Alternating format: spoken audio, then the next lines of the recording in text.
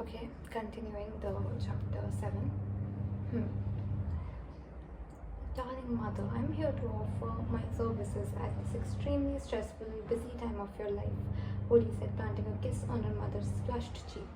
Oh, aren't I the luckiest woman in the world, having such caring children like you? Elizabeth said sarcastically.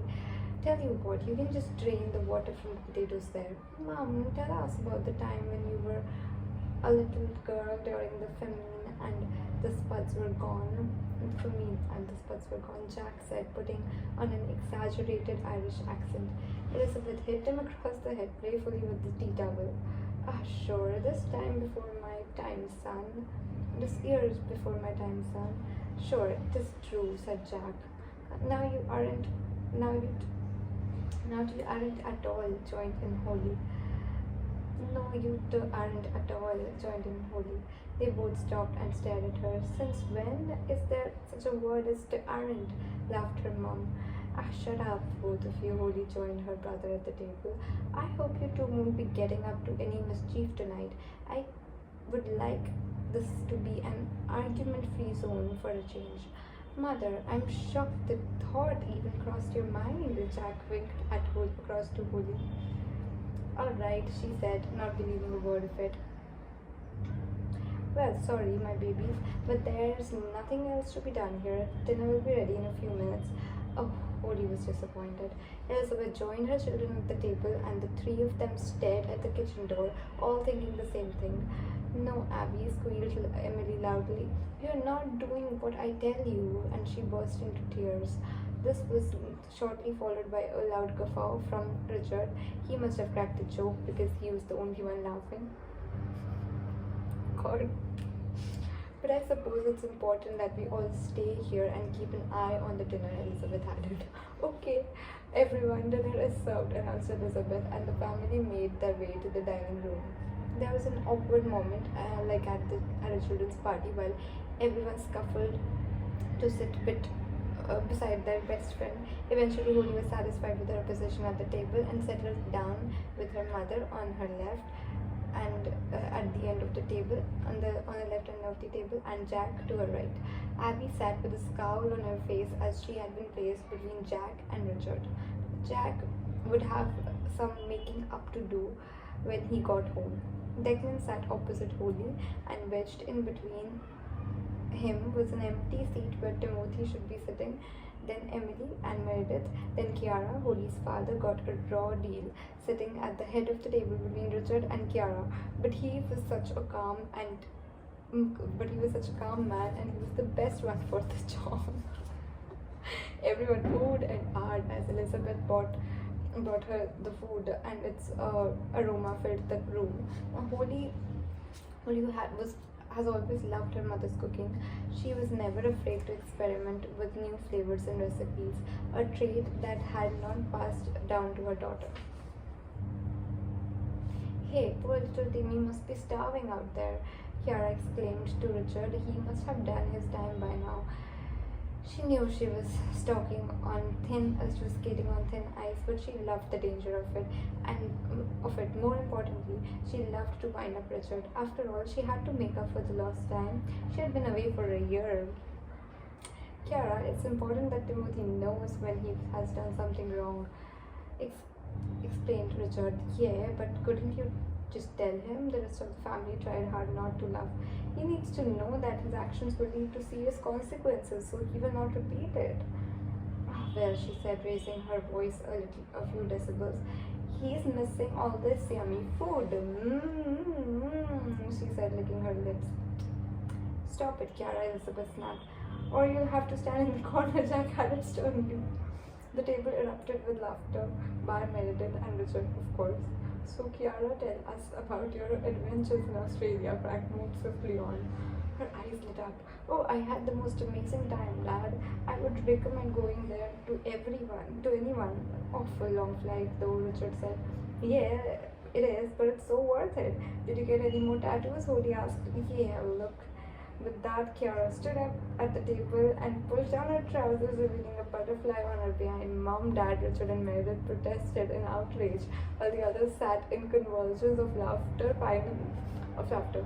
Finally, when Kiara had apologized and Meredith had removed her hands from Emily's eyes, the table settled down. They were revolting things. They are revolting things, Richard said in disgust. I think butterflies are pretty, Daddy, said Emily with big, innocent eyes. Yes, some butterflies are pretty, Emily, but I'm talking about tattoos. They can give you all sorts of diseases and problems. Emily's smile faded. Hey, I didn't exactly get this done in a dodgy place sharing needles with drug users, you know. The place was perfectly clean. Well, that's an oxymoron if ever I heard one, sniffed Meredith. Been in one recently, Meredith? Kiara asked a bit too forcefully. Well, no, she stuttered. I've never been in one, thank you very much, but I'm sure they are. Then she turned to Emily. They are dirty, horrible places, Emily, where only dangerous people go. Is Aunt Kiara dangerous, Mommy? Only to 5-year-old girls with red hair, Kiara said, stuffing her face with potatoes. Emily froze. Richard, dear, do you think that Timmy might want to come now for some food? Elizabeth asked politely. It's Timothy, Meredith interrupted. Yes, Mother, I think that will be okay. A very sorry little Timothy walked slowly into the room with his head down, and took his place silently beside Declan. Holly's heart leaped out to him. How cruel to treat a child like that. How cruel to stop him from being a child. Her sympathy diminished immediately as she felt his foot kick her shin underneath the table. They should have left him out there. So Kiara, come on, give us the gossip. Do anything wild and wonderful out there? Huh? Holly pushed for more information. Do anything wild and wonderful out there? I'm not sure if it's grammatically correct though. Okay. Oh yeah. I did a bungee jump actually, but I did a few. I have the photo here. She reached into her back pocket and everyone looked away just in case she was planning on revealing more bits of her anatomy. Thankfully she took out only her wallet and passed the photo from it around the table. The first one I did was off a bridge and my head hit the water when I fell. Oh Kiara, that sounds dangerous, her mother said with her hand across her face. The hands across her face. Oh no, it wasn't dangerous at all, she reassured her. The photograph was passed to Holly and she and Jack burst out laughing. Kiara dangled upside down from a rope with her face contorted in the middle of a scream of pure terror. Her hair, it was blue at that time, was shooting out in all directions as though she had been electrocuted. Attractive photo, Kiara. Mum, you must get that framed for over the fireplace, Holly joked. Yeah, Kiara's eye lit up. That would be a cool idea. Sure, darling. I'll just take down the one of you making your Holy Communion and replace it with that.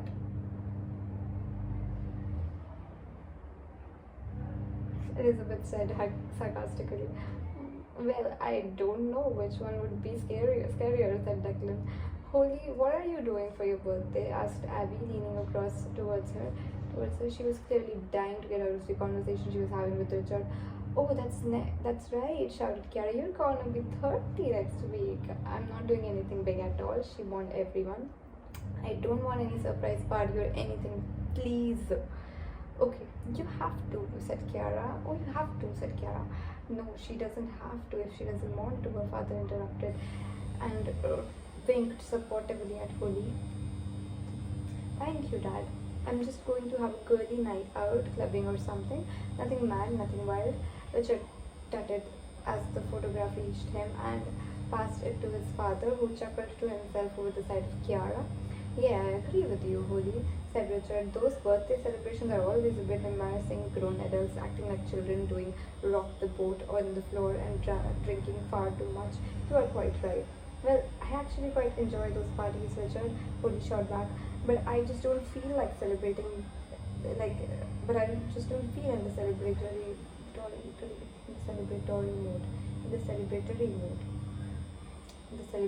mood this year, that's all. There was a silence for a moment before Kiara piped up. A girly night it is then. Can I tag along with the camera? Asked Declan. For what? Just for footage of clubs and stuff for college.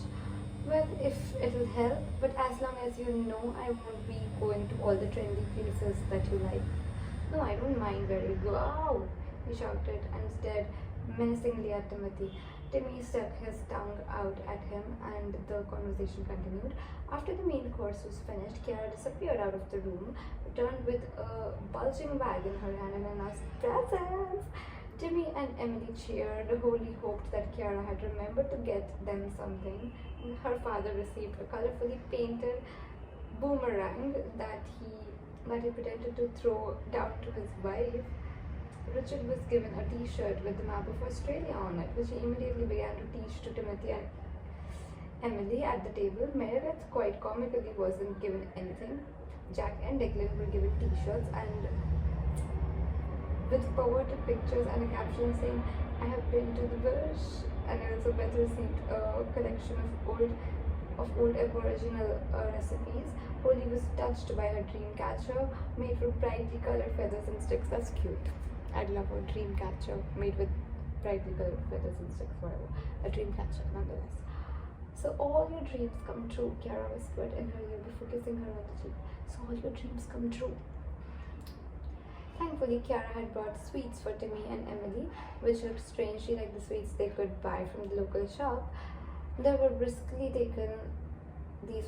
taken away by Richard and Meredith, who claimed they would rot their teeth. "Well, give them back then, so I can rot my own," Kiara demanded. Timmy and Emily looked around sadly at everyone's presents and were immediately chastised by Richard for not concentrating on the map of Australia.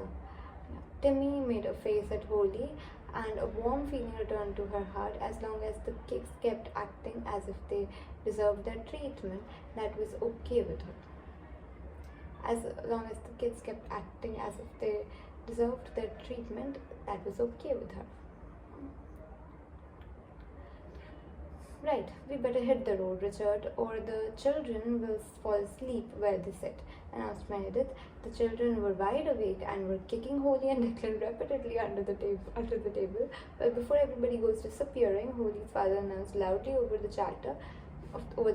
The table grew silent. "I would like to propose a toast to our beautiful daughter, Kiara." Kiara. He smiled at her and lapped up all the attention. "We missed you, love, and we are glad you are home safely," Frank finished. He lifted his glass into the air. "To Kiara," everyone repeated. As soon as the door closed behind Richard and Meredith, everyone else began to leave one by one. Holly stepped into the chilly air and walked to her car alone. Her mom and dad stood at the door, waving her off, but she still felt so lonely. Usually she left dinner parties with Jerry, or if not with him, then she was returning home to him. But not tonight, or the next night, or the night after that. Oh, that one ended. That was long, and that one ended on a sad note too. So I need to smell the book to make myself feel better. Yeah.